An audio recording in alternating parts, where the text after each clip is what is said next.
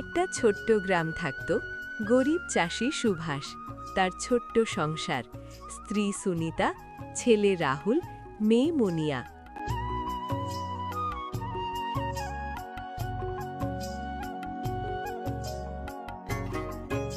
সুভাষ, ঘরে চাল নেই, বাচ্চাদের কি খাওয়াবো বলো তো?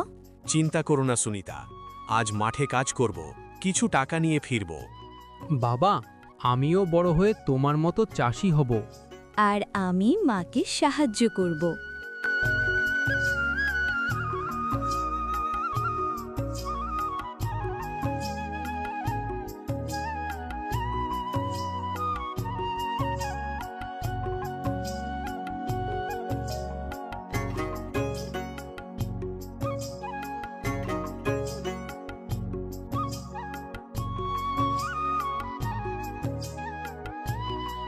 হে ভগবান, এত পরিশ্রমের পরেও ফসল ভালো হলো না।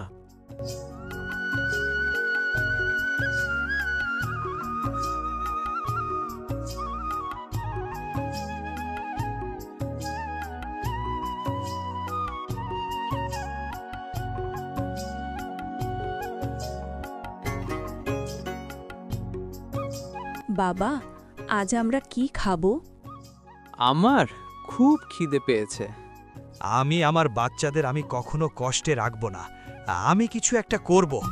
পরের দিন সুভাষ গ্রামের বাজারে কাজ খুঁজতে গেল। এক ধনী লোক তাকে কাজ দিল।